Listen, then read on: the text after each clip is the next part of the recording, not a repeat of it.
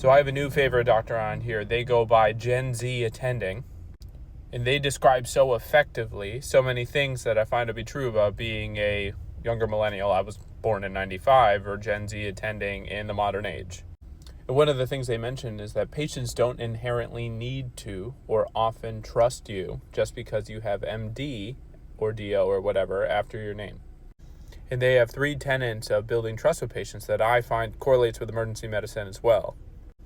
And it comes down to consent, setting, and follow-up. And that will look different in their environment compared to mine in the ER. But consent, can we even have this discussion? Are you okay with blood work? We're doing imaging or contrast. What have you heard about contrast? Are you worried about your kidneys? Is contrast nephropathy even real?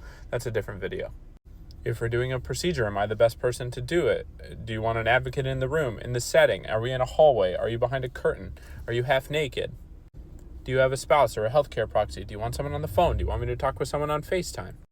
And follow-up will look different for me as it compares to them in the primary care setting.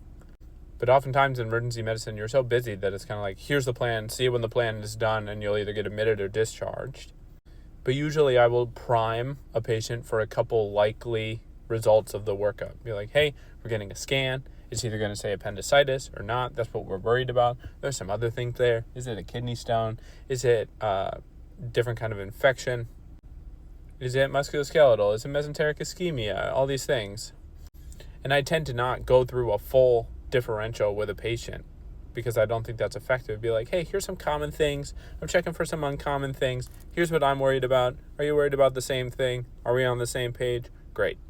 Because there's nothing worse that after your workup, going up to a patient and saying, hey, it's not appendicitis. And they're like, but what about a Wilms tumor? I just Googled that.